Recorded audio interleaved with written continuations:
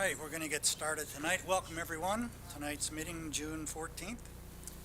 We will call this meeting to order, and the first item on the agenda tonight is the adoption of the agenda or any changes to it. I understand there may be one change.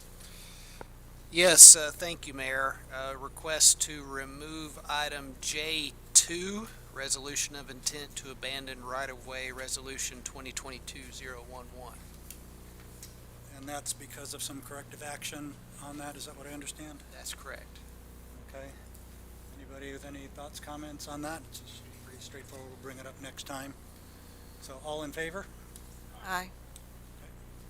We'll move it down, and then I'll take a motion to adopt tonight's agenda as it is published. I'll make a motion to adopt tonight's agenda as amended. Amended. I'm sorry about that. All in favor? Aye. We're in. Okay, if you would then please join me and stand for the Pledge of Allegiance, and then remain standing for a brief moment of silence.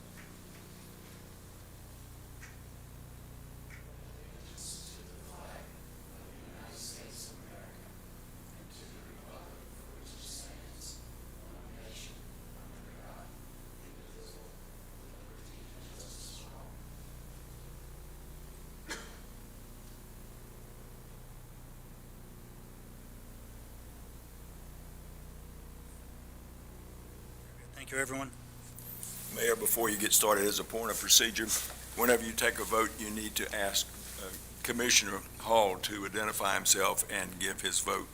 As a vote because he's remote, right? Yes. Okay. Do we need to change anything, Charlie? No, that's okay. That first one was not much of a... Yeah, adoption. I just didn't want Jason to have to stand up.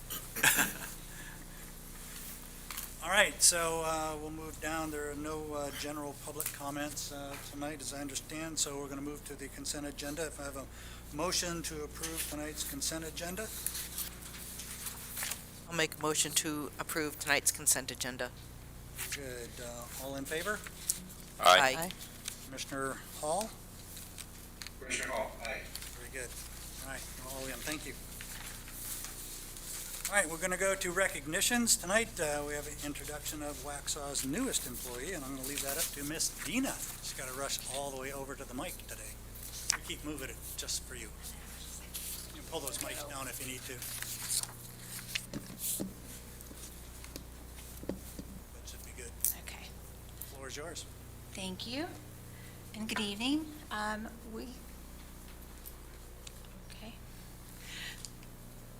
would like to welcome Mr. Jason. He is our new weekend staff.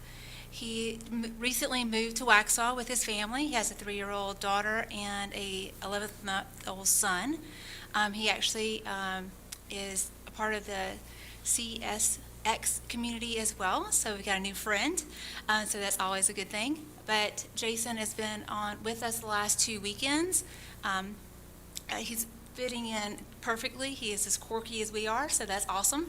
And I just wanted to give him a shout out and say welcome, and if when you see him around town and at special events over the weekend, just to say hello. Good, thank you. Is he online tonight? He isn't, because his full-time job and family and everything. Good. Well, we'll wish him a introduction, a welcome, so appreciate that. Keep building that team. Yes, sir. Thank you. All right, we'll move down to presentations. Item G, the origin destination, affectionately known as the OD study. Don't ask me why, but. Right. Pretty complicated stuff. All right, so we have Matt and Justin, as what I understand. Yes, absolutely. I'll provide a little context.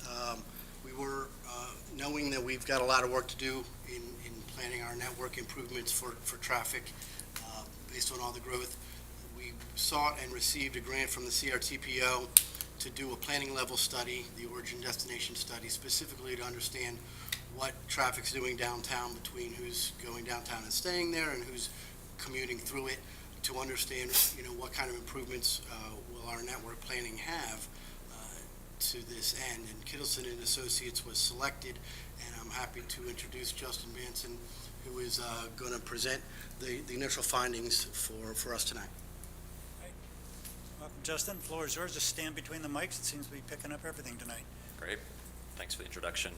Glad to be here with you tonight. It's been a while since I've been able to be in person and actually do meetings like this. It's great.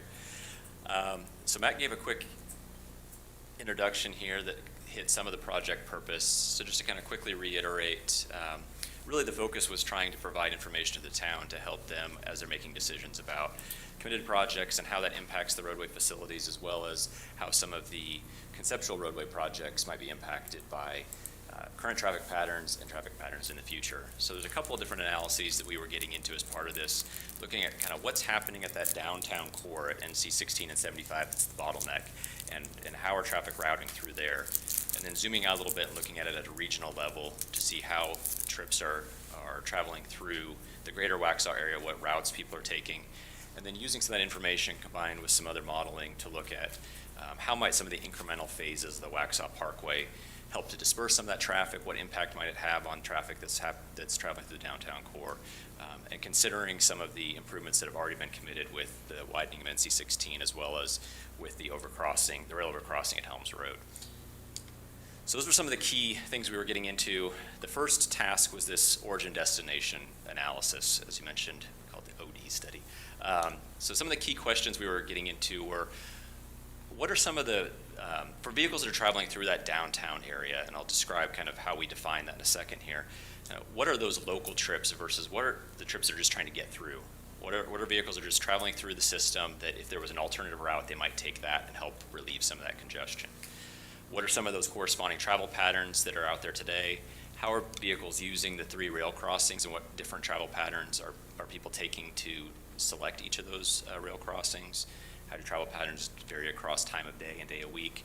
And then looking at things like, have travel patterns changed between 2019 and 2021 through the pandemic? Have we seen any changes that are appreciable? And I'm not going to get into details on all of these, but kind of to that last point, we did notice that there's been a slight uptick in volume in 2021 compared to 2019, but the patterns have been pretty consistent.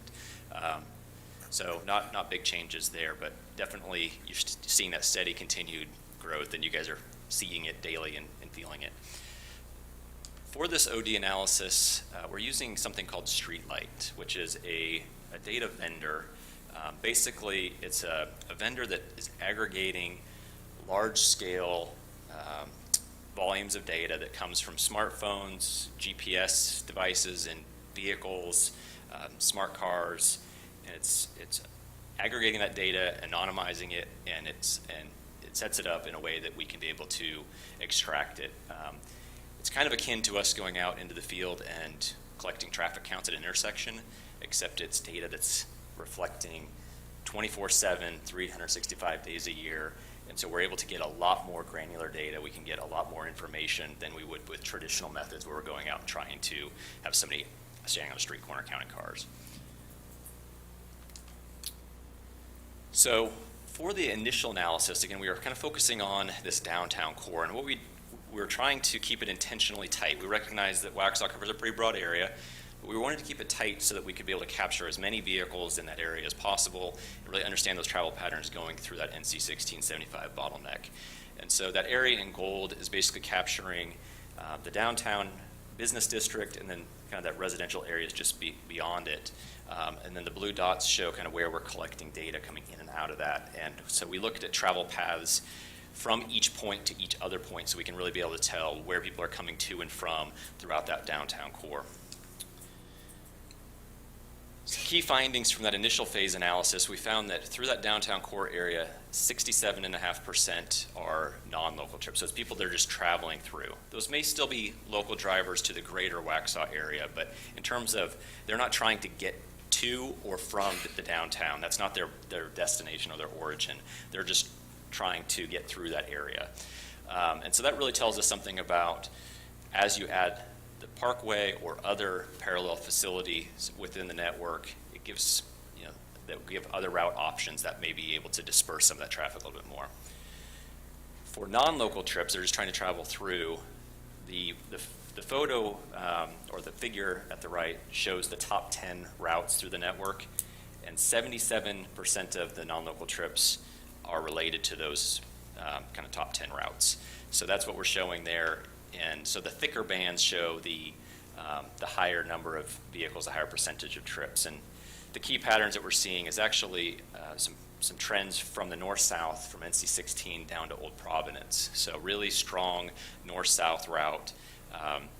We know that there's a lot of traffic coming from the north, but once it disperses down, does it go east, does it go west, does it continue south, kind of how is traffic going through? And that straight north-south going from 16 down to Old Providence was a pretty key route. The east-west along 75 is another obvious one, and then the north to the east along 16 and 75 was one of the other key routes for that non-local traffic that's traveling through. So as we're looking at the phase 2, we're zooming out a bit, and the figure's a little dark, so I apologize, but we'll kind of talk through some of these with a couple other figures, maybe a little more visible. But we basically zoomed out about 2 to 3 miles from the downtown core and started to look at trip origins and destinations through the network, and wanting to find out, as people are coming from the north or from the east or south or west, where are they going to and kind of what is those patterns? And what's this really helping us with is understanding what vehicles might use those different parkway segments. So kind of stepping into this, we looked at sort of aggregating some of these different roadways kind of from the north and the south initially. Starting from the south, those trips are really focused on travel to the north. So if we look at the patterns of those trips, we're seeing that very small numbers are trying to travel to the east and west. What this means is we start looking at the parkway, especially the northwest and northeast portions of the parkway, those aren't going to be served. Those trips aren't going to be served and are going to continue to go through the downtown. From the north, it's a little more distributed. You still have that strong 50% or so of those trips are still trying to travel straight to the south, but a little more distributed. The remaining 50% are traveling to the east and west. And some of those trips might be picked up by the parkway. From the east and west, you're seeing better distribution from the west, more even to the north, to the east, and to the south. From the east, definitely a strong pattern, straight west, straight through 75. So again, those trips are going to be inclined to just travel straight through the downtown, but those northwest and northeast portions of the Waxhaw Parkway, with the right circumstances, might pick up some of those trips if there continues to be congestion downtown and provide some alternatives. One of the places we wanted to look a little closer at was from the west to the north. There's actually quite a few different routes through that area that the drivers can potentially take, and we were curious as congestion's been starting to build at that downtown intersection, if that was pushing traffic to other routes. And what we found was that there's a really strong pattern of vehicles that are using Jim Wilson and Kensington today. And so you've got over half of those vehicles that are going up and using that alternate route as opposed to coming through the downtown. About 25% of the trips going to and from the west and the north are going still through the downtown intersection. And then you have a few that are going through Pine Oak and Waxhaw Marvin as alternate routes, but really strong to Jim Wilson. As that northwest portion of the Waxhaw Parkway comes into play, that will provide a little bit more of an attractive route for them to continue down NC-16, especially with the NC-16 widening. That's going to attract vehicles further down, and so that becomes a nice attractive route for them to be able to potentially relieve some congestion on Kensington, Jim Wilson over time. So the next piece of this was getting into some parkway scenario planning, scenario analysis, and basically we were looking at, for each individual segment of the parkway, sort of what was the impact that we were estimating that it might have on traffic rerouting through the network, and especially through that downtown core. And we used a couple of tools. We used the OD analysis we just talked about, looking at the travel patterns. We looked at the regional model that comes from CRTPO, the Metrolina model. And then we looked at the traffic forecasting that had been done as part of the previous committed projects at Helms Road and NC-16, and kind of synced up on those projects. So I'm going to step through here is a couple of slides that just gives an indication on how we expect traffic to kind of redistribute through the network and what that might mean in terms of the downtown core. So this gives you sort of a baseline of 2018 volumes. I presented 2018 here because this is the base year of the model that we were using. It's kind of what it was calibrated against. It also gives us that baseline of pre-COVID conditions to start from. So these are fairly consistent with what's out there today. Volumes are slightly higher in 2021, but you're seeing about 15,500 daily vehicles on NC-16 north of downtown, 11,000 to the west, and about 16,500 to the east. So keep that in mind as we're flipping through these. For our horizon scenario, we're looking at a 2045 condition, which is consistent with what is in the regional travel demand model. So trying to look at that longer term horizon, looking at some of the growth patterns that are being expected. And we're seeing that the volume north of downtown, let's see if I can point to it here, goes up to about 20,000 daily vehicles. So increases by about 5,000. This goes up to 22,000 to the east and 16,500 to the west. So you're seeing some pretty significant increases in volume continuing despite some of those congestion levels. And these, you're going to end up with longer peaks. That peak's going to just continue to get spread out as that demand is continuing for those vehicles to get through the area.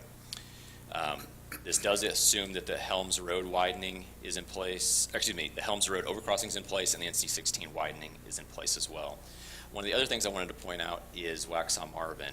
So you do have a bottleneck at 1675. You do have 2 lanes still from Waxhaw Parkway down to your downtown core, even with the 16 widening.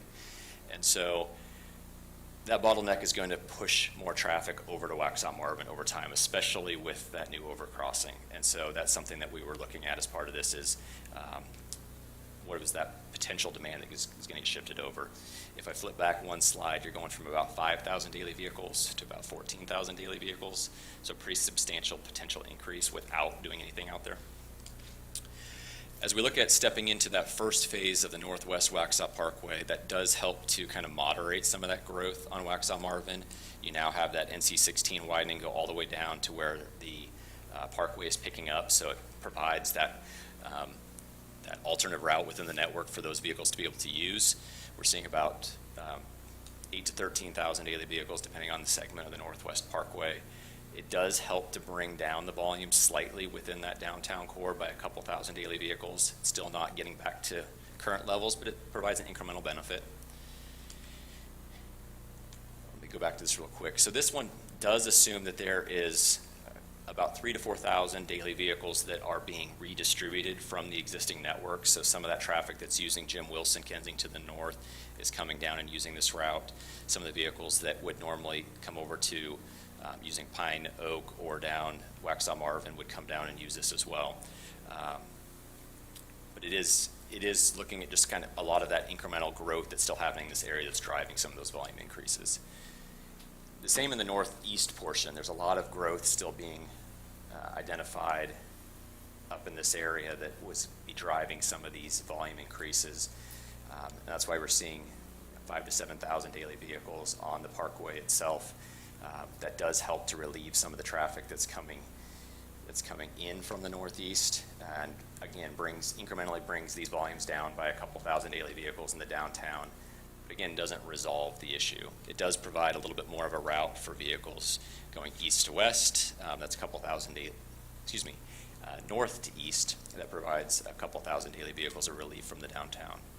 But it's really once you start to get that full northwest and northeast is where you start to get the benefit, where you're getting these volumes back down closer to existing conditions out there today, which is still a level of congestion that I think folks are frustrated with, but it does at least maintain that sort of existing level of volume.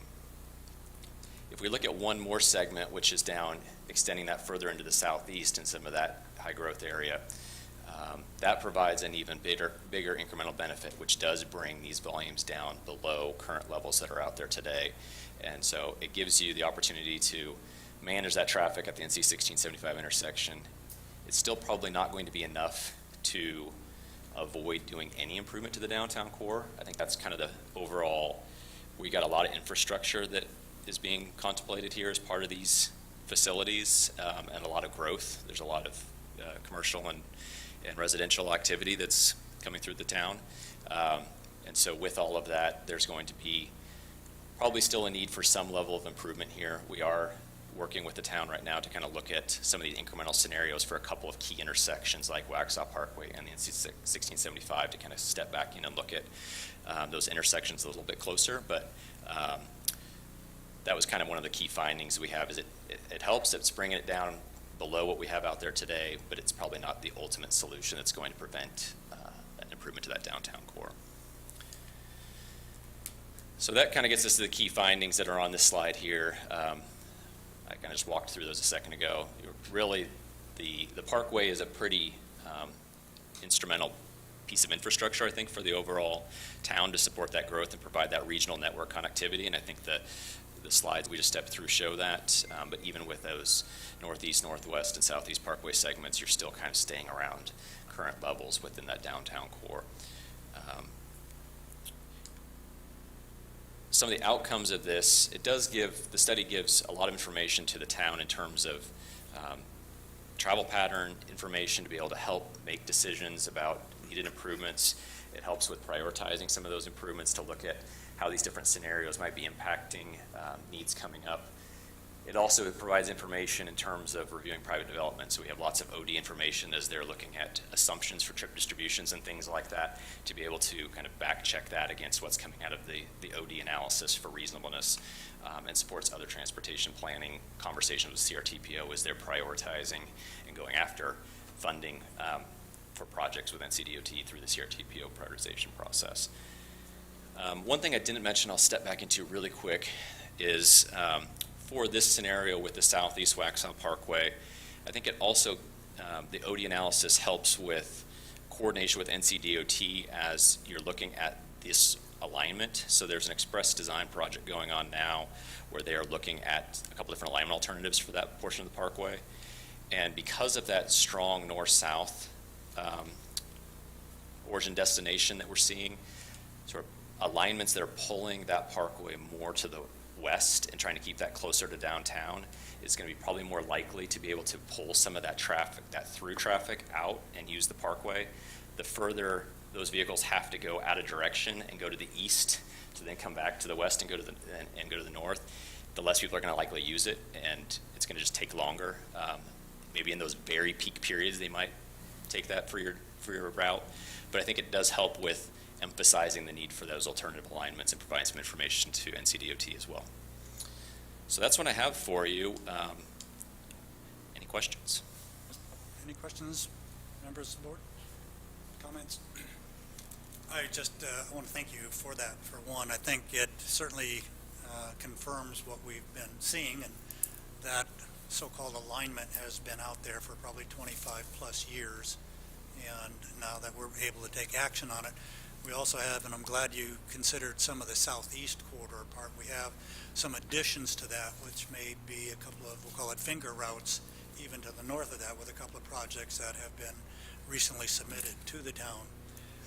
One important part of that later when we talk about going through downtown, what's going to be the less painful route, even if they have to go up and around like a belt loop. Yep. They'll still do that to avoid, in peak conditions probably, to avoid the downtown core. Agreed, yeah. I think during those peak periods, you're right. But to the extent that we can influence that alignment to make it more attractive, I think the better off you'll be in terms of that network connectivity and making it a useful route for the investments you're going to put into that type of infrastructure. Right, and we're also looking at projects that may or may not come to us, but with consideration to the southwest portion of that, which is not included in that study. So again, may change some behaviors of people going straight through town to the west. If they can avoid that mess down there, that'll be a lot more attractive. Yeah, it's a dynamic community. You got a lot of pieces changing sort of in real time. So this gives a snapshot based on where we're at right now and what we know, but hopefully it provides some good information for the town staff to have in their pocket as you're moving forward to making decisions. It gives us some affirmations that we're heading in the right direction with this, and even though, it won't take it down to zero through there, I mean, if the estimates were used and we had about a 5,000 car per day during peak reduction, that's pretty significant. It is. Mm-hmm. So you're looking at that. a third of what you have out there today. That's right. Yeah. Quite a bit. All right. Thank you. All right. Thank you. Any other questions, thoughts from anybody? All right. Justin, Matt, thank you very much for that. Appreciate that. We'll be using that information. You can believe it. All right, we'll drop down to, there's nobody to speak and no public hearings tonight, so we'll go down to old business. So Mr. Jeff Wells will handle this one. So this is consideration of our budget, which we've been working on for several months now. Several months indeed, as usual. Thank you, Mayor, and good evening, everybody, as IT gets our presentation up. So we've been through this presentation twice, so I'm not going to go through all of it. I'm just going to really go over 2 slides. The first one would be this kind of the summary of everything, and then I'll move to the motion screen. But as the Mayor just mentioned, this is a process that culminates usually in mid-June. Tonight, and we start this process back at the holiday season. So it's nice when you have the roughly 5 or 6 months that you're not doing a budget, but then, it's before long you start the next budget process. So it's been an enjoyable process, though. So the operating budget, the proposed operating budget, $16,417,000. Capital improvement budget would be $22,371,352.54. And of course, that large number covers the anticipated loan amount to complete the town campus project, as well as the second tranche payment, as it's called, of the American Rescue Plan funds. We'll continue our capital improvement plan. That is our 5-year plan for completing capital projects. And we will maintain the same tax rate as we have for the last 5 fiscal years. That's 38.5 cents on the 100 valuation. And those that are just interested in what a penny on the tax rate is, it's just under $310,000. One thing to point out is all of our revenue is not just through real property taxes. It's real property taxes, motor vehicle taxes, sales tax, as well as some other governmental revenue, franchise taxes, and then other miscellaneous revenue as well. So, of course, happy to entertain any questions, but otherwise, the recommendation would be to approve the fiscal year 22-23 budget. And we'd request that that be done in 3 separate motions. The first one would be to adopt the operating budget and ordinance 2022-007. Second one would be to adopt the 23-27 capital improvement plan. And then lastly, the 22-23 capital improvement budget and ordinance 2022-008. Thank you, and be happy to answer any questions. Comments, thoughts, and questions around it? I just want to say thank you to all of you that have put this all together. Now, this is our 3rd year doing this. It gets better understood each year. Each line item gets identified much more accurately than it did in the past. I just wanted to say thanks to all of your staff, and I want to say thanks to the Board of Commissioners as well for engaging in this entire process these last few months so that we all can vet out the questions we have, comments, thoughts, and whatever, and then move this thing along. So just want to say again, thank you to everybody here at the town today. We got an incredible team from top to bottom, and it truly is a pleasure and a privilege. All right, that said, I'm going to look for somebody to make 3 motions for me tonight. So who's up? I'll make a motion to adopt the 2022-2023 operating budget and ordinance 2022-007. Very good. Okay, motion is up. All in favor? Aye. Commissioner Hall? Commissioner Hall, aye. Very good. Motion passed. Go number 2. Make a motion. Make a motion to adopt the 2023-2027 capital improvement plan. Very good. Motion is up. All in favor? Aye. Commissioner Hall? Commissioner Hall, aye. Very good. Motion number 3. And finally, a motion to adopt the 2022-2023 capital improvement budget and ordinance, which is ordinance 2022-008. Very good. Motion is up on this one as well. All in favor? Aye. Commissioner Hall? Commissioner Hall, aye. Very good. Thank you, and congratulations for getting through the whole process and taking us through it. So, thank you very much. Thank you, everybody. Appreciate it. All right. All right, so now we have second reading. We've got Madison probably going to be on screen somewhere, as I see. So Madison's a second reading and the approval of the proposed amendments to the town codes. We've been working on this for a little bit. He presented to us last time. Friend Joy Madison, the floor is yours when you're ready. Good afternoon. Can you guys hear me well enough? Loud and clear. Perfect. Let me share my presentation.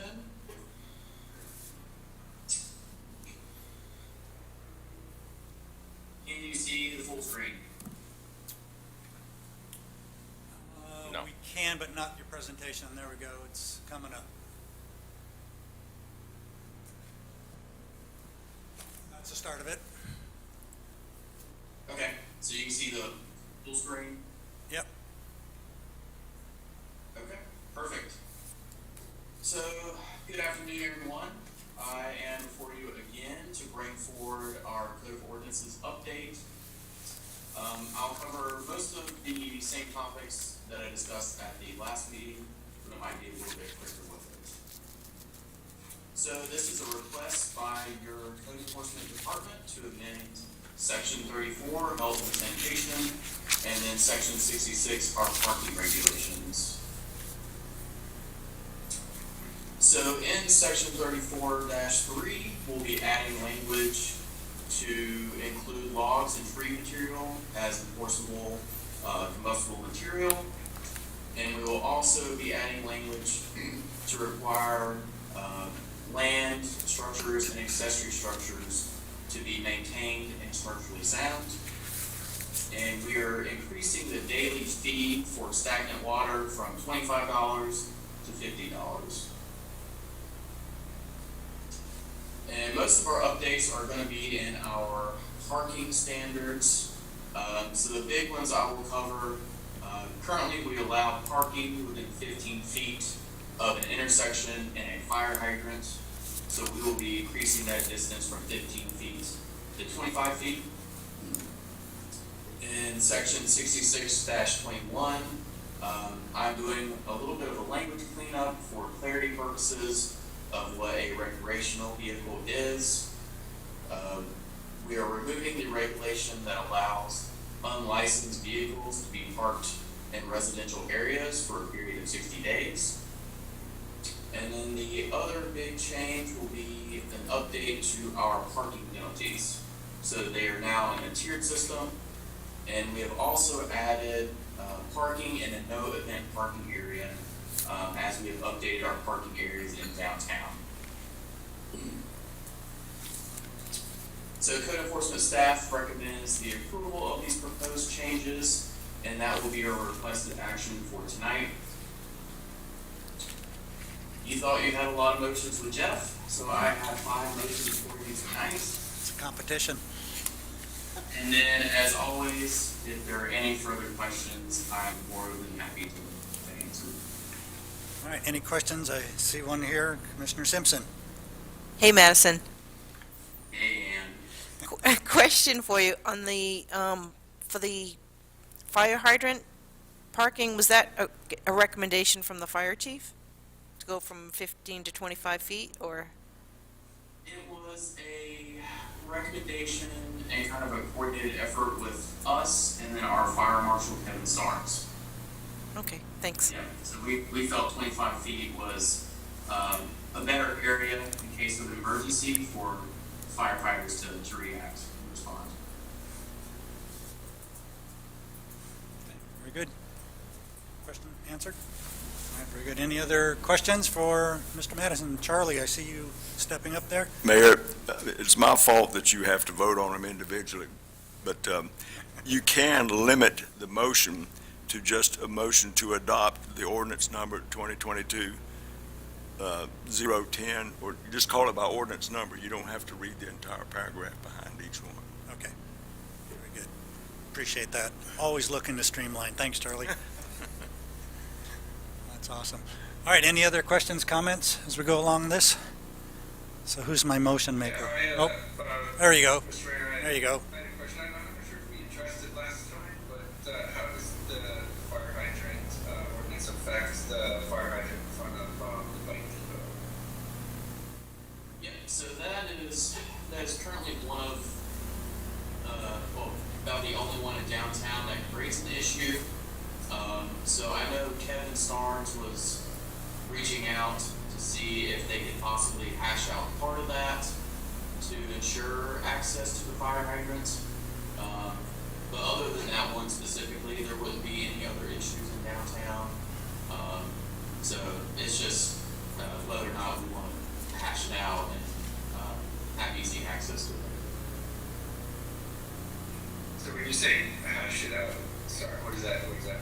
Right, that's where they'll just stripe the area in front of the hydrants. Oh, I gotcha.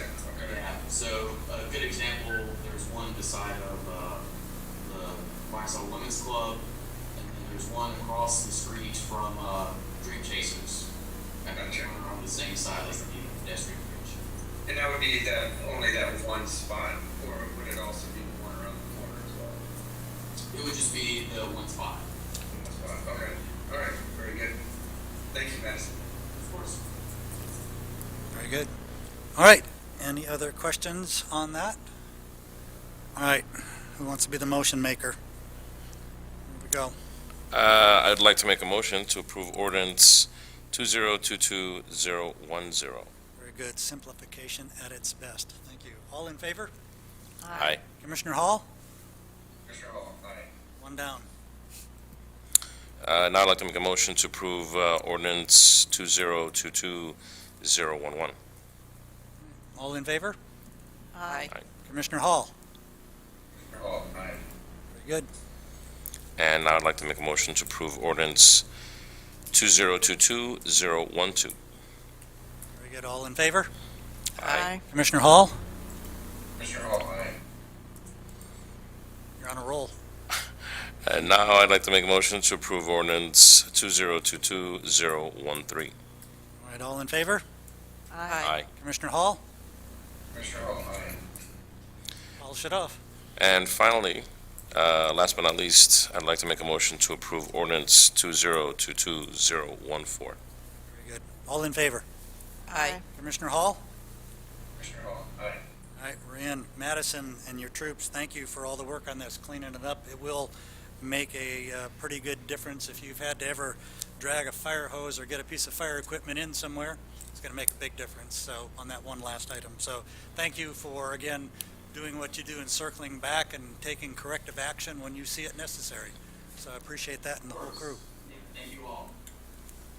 Good.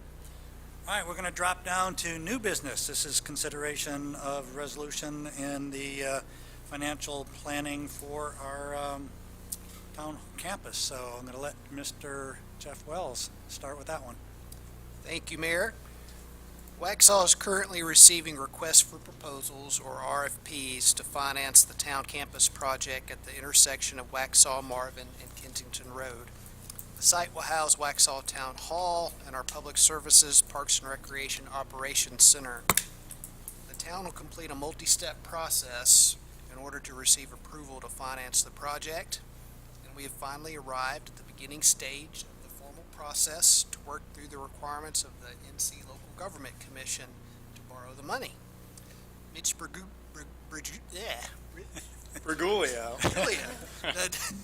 with Davenport and Company LLC is with us this evening. He is our financial advisor, and we have the privilege of him going over the process this evening.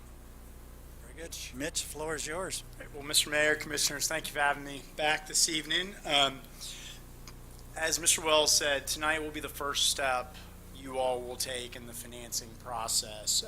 We have already distributed the request for proposal to banking institutions, and we'll be receiving responses back tomorrow. In fact, we do have one proposal in hand already, so that's good news, and it is below our planning rate, so we're already successful there.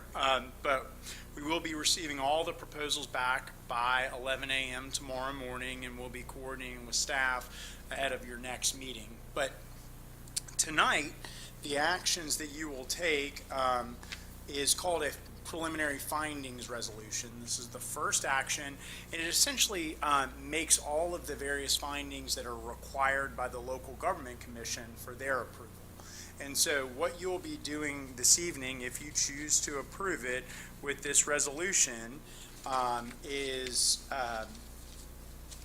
stating a series of facts that essentially finds that the project is adequate to meet your needs, is necessary and expedient to perform your governmental functions, and a number of other series of findings.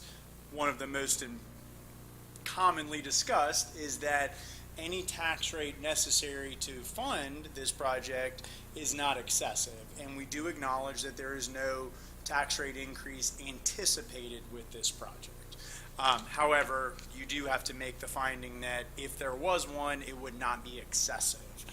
That is a requirement of the Local Government Commission for their approval, so that they ask that you all make that finding. So you're going to be making those general findings as part of this.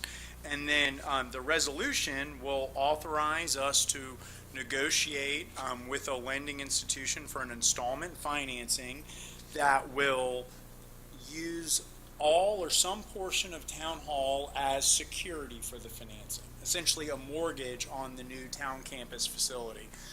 As part of the RFP process, we asked for lending institutions to provide their thoughts on the minimum amount of collateral that would be required. We're hoping just to limit it to the town hall and be able to carve out PSPR, the pad site, and the various potential future Parks and Rec site out of this financing, but we'll see how that goes with the negotiations with the banks. You'll also be approving the first step, or the first approval of a not to exceed. And this amount, what we proposed, is a not to exceed $22 million. This is a not to exceed amount. It is setting the absolute maximum amount that you could issue without having to come back and take additional actions. We got to that amount by looking at the current estimated all-in cost, which is construction. I think Mr. Wells, help me here if I get this wrong, but construction of $17 million, design engineering of $1 million, and soft costs, technology, FF&E, those various type of costs of $1.5 million. So your total project estimated cost at $19.5 million, plus various costs of the financing, and then we've added some cushion to that. Given the bidding environment, that should help account for any potential overages in the bid. Ultimately, you may decide to only finance the construction amount. You've already paid for a lot of the design costs, and the FF&E and technology amounts will not come until largely the end of the project, which you may decide to pay cash for those as well. This is just keeping all of your options open until you see what the project bids actually come in at, till we see what the actual bank rates are that have been proposed for the financing. We're going to be coming back to you all again, as you'll see a couple of times, and you'll have another shot at approving the actual amount that you want to move forward with, or at least not necessarily approving that exact amount, but providing your guidance on what you expect to be financed. Again, it's a not to exceed amount. The Local Government Commission is only going to let you borrow what you need to fund the project itself. They're going to review the bids and the amounts. So before I move on from that, I know that can often generate some questions. If you all have questions on that amount, I'm happy to answer that. The other items that you're going to be doing are authorizing an application to the Local Government Commission, approving the financing team as it stands today, which is ourselves, and Parker Poe is your special counsel who will be working with Mr. Buckley on the legal side of things. And then the last piece of this is calling for a public hearing to be held at your board meeting on June 28th. The public hearing is a requirement, statutory requirement for the type of financing we're doing. When we're pledging real estate assets, you have to hold a public hearing. Okay? So those are the actions that are in front of you this evening if you choose to act on them. And I think just big picture-wise, while I'm with you, maybe just give you a sense of what's going to be coming your way. We did include a financing calendar with the agenda item, and highlight a couple of things for you. We're here this evening with the items that we just walked through.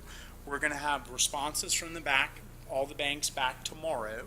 We're going to work with staff on that, review those, and come up with a recommendation for you to consider, along with some very summarized information on those proposals, so that you can digest those. But certainly, if Mr. Wells invites me, I'll be here to walk through that with you, and we can talk through any details that you'd like to discuss.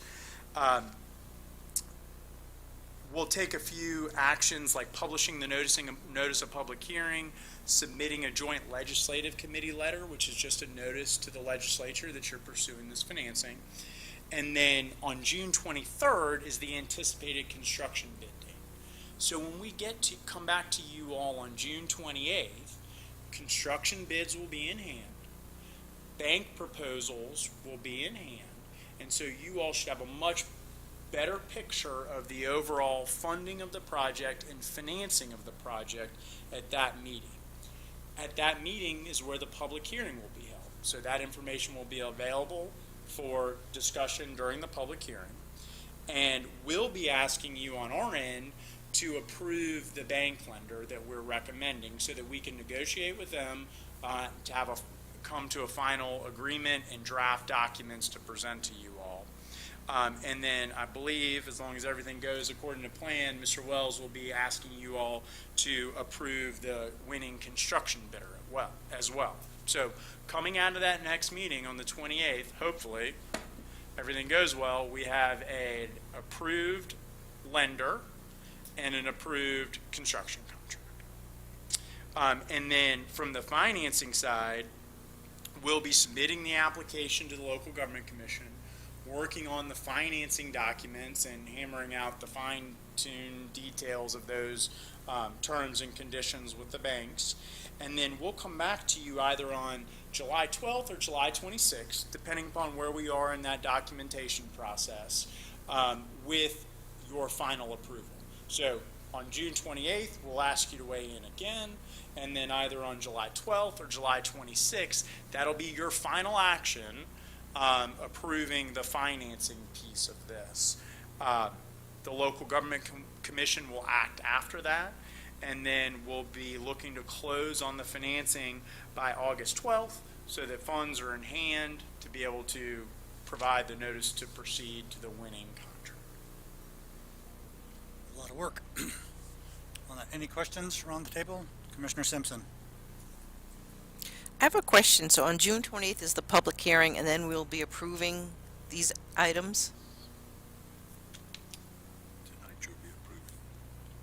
Correct, but I'm saying on June 28th is the public hearing, and then we will select the winning lender and construction bid at that night too? Do they have to be, can it all be done at the same time?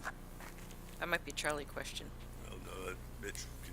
Well, so from the lender's perspective, honestly, that may not even be a resolution. That just may be y'all nodding your heads or doing a quick roll call vote, just to give us that direction that we're okay to move forward with that lender, negotiate with them. Some of the lenders will ask for acceptance of their proposal, so to lock in the interest rate. So getting you all's approval of that lender provides staff some comfort in moving forward with them to lock in an interest rate.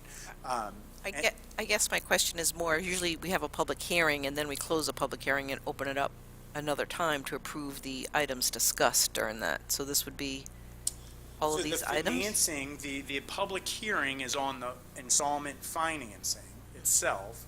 You are not approving that installment financing until July 12th or July 26th.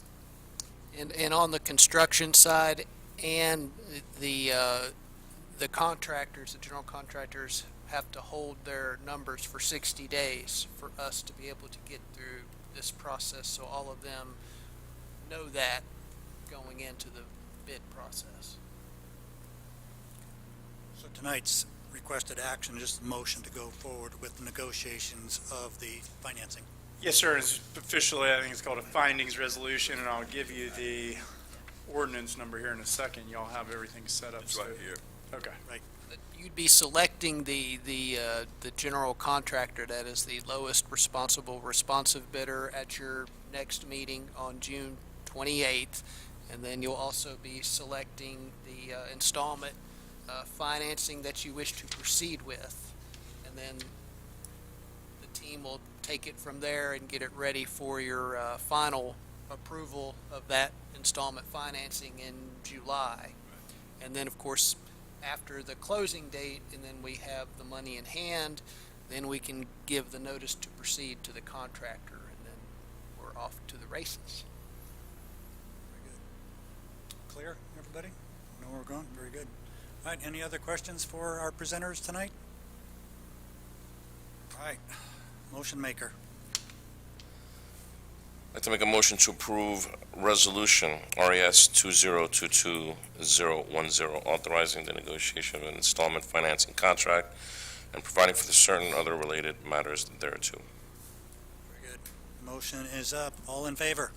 Aye. Commissioner Hall? Charles, aye. Very good. All right, congratulations. On to the races. Got us some good stuff. I understand we've got some nice little caveats going on as far as protection from some increases and some also protection for some decreases. So that's a good thing. All right, we'll move on. Item number 2 has been deleted from tonight. I got to find my place here. This is 3 and this is 4. I usually print single page. All right, so let's see. So we're down here. Leadership reports. There, Jeff, floor is All right, yours. thank you, Mayor. Just one thing to mention this evening. Now that we are in 2022 and we're past the decennial census, the census starts to collect estimates again on an annual basis. And we now know what our estimate, at least per the Census Bureau, is as of July 2021. They are usually a year behind in those. The official estimate from them is 21,673 population. So we'll get another population estimate later this summer from the State Office of Budget and Management that we can compare to what the census estimate is. And we'll get these every summer now until the next decennial census in 2030. But I thought that would be good FYI information for you and the public. We're growing continuously, so that's a good thing. All right. Anything else on that? That's it for me this evening. Very good. All right, thank you, Jeff. Matt, you're up. Little updates from you? Yeah, just a quick item for all my fans out there. This Friday at the summer concert series, I will be attending the public engagement for our TAP program, which is the Downtown Pedestrian Improvements. So if you're down there enjoying the music and you hear cheering and applause, that's my tent. So come on over and I'll show you what we're going to have done to improve downtown and make it much more livable and safe for everybody. That's outstanding. Thank you for that, and I'll be out there as well. It'll be fun to, I think it's getting some excitement. A lot of people are talking about it now, waiting to see it happen. That'll be another sign eventually that we could pull down when that started. So that's great, and you guys have already met with the business owners, so I understand that. So they're, all right, Of course. very good. All right, well, thanks for that. Parks and Rec, Miss Dina.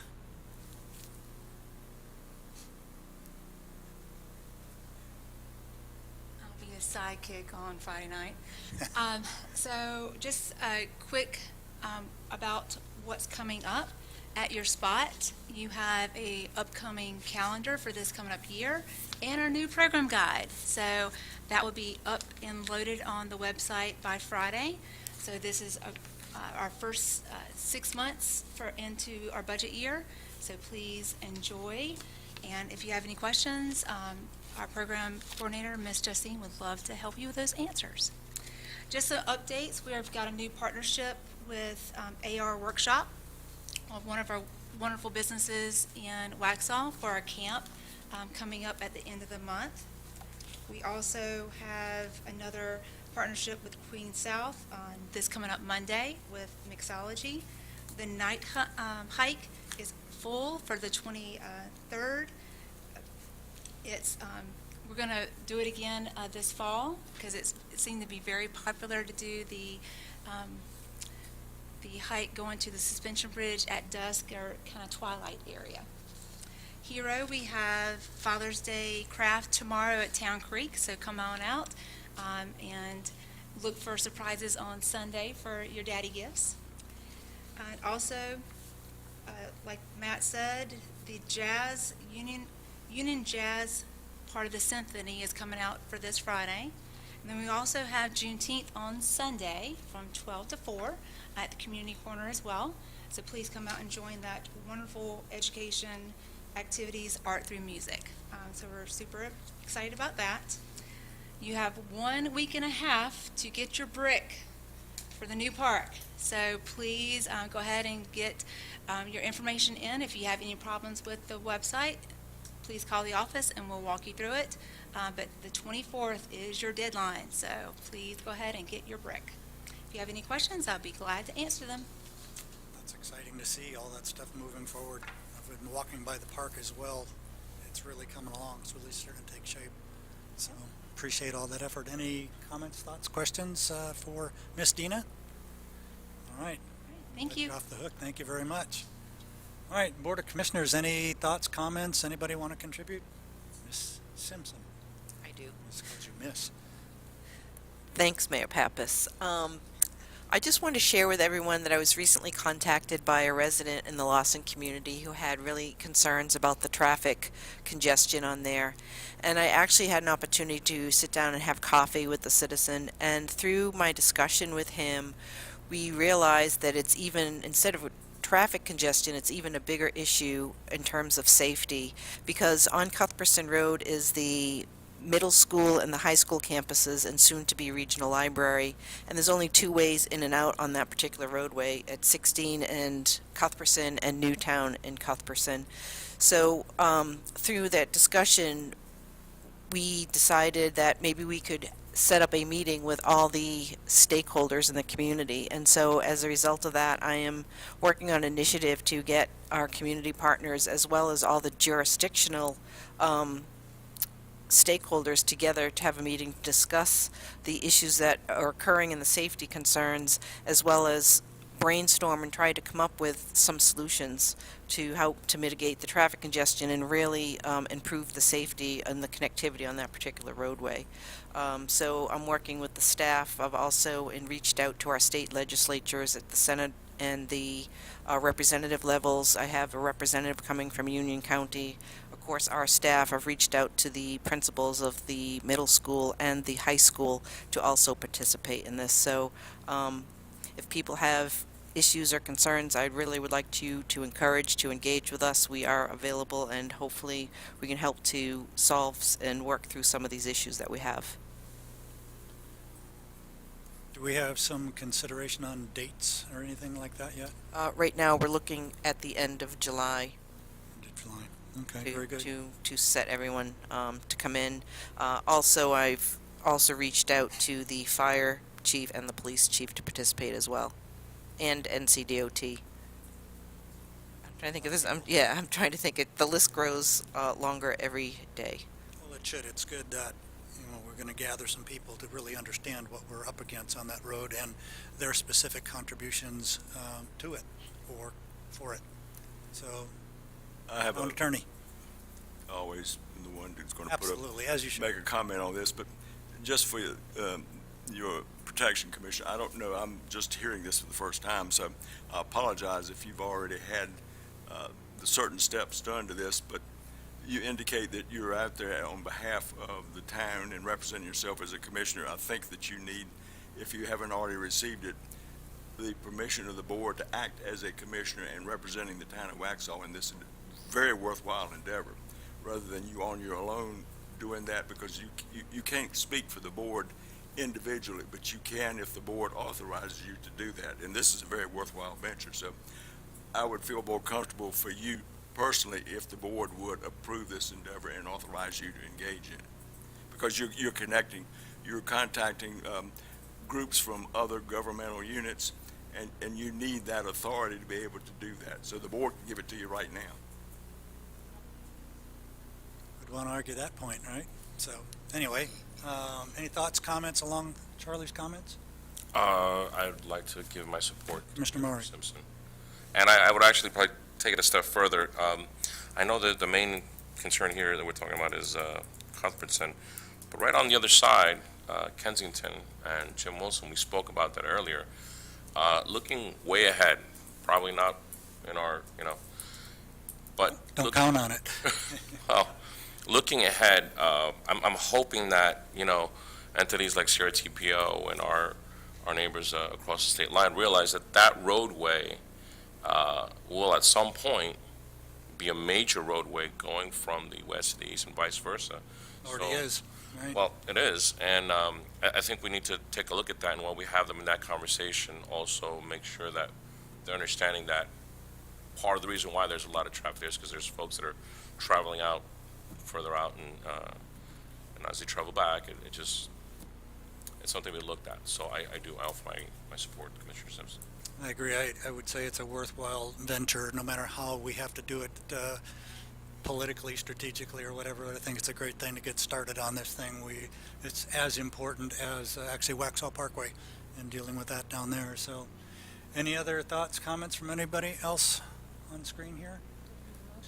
Well, I was going to ask, do we need a motion or can we just do it by? I would do it by motion. All right. This is a very worthwhile endeavor, and so I think it needs to be done by motion. Okay, so would like to make a motion. I'll make a motion. All right, Mayor Pro Tem. I'll make a motion that, on behalf of the Board of Commissioners, that we authorize Commissioner Simpson to pursue the endeavor with regard to traffic constraints and restrictions on Cuthbertson Road with neighboring municipalities, legislators, DC, everyone, I like the everyone clause. stakeholders. I'll write that down. All right, motion is up for that. Obviously, we're looking for support for this endeavor. So motion is up. All in favor? Aye. Aye. Commissioner Hall? Commissioner Hall, nay. Okay, very good. So you'll move on with it and keep us informed. All right, very good. All right, there are no items. Any other comments from any of the commissioners, thoughts, whatever? We'll move on. Closed session, nothing for closed session. So who's the motion maker to adjourn? Make a motion to adjourn. All right, all in favor? Aye. Commissioner Hall? Commissioner Hall, aye. Very good. We're adjourned. Thank you, everyone. Thanks for all the hard work, everybody. Thank you.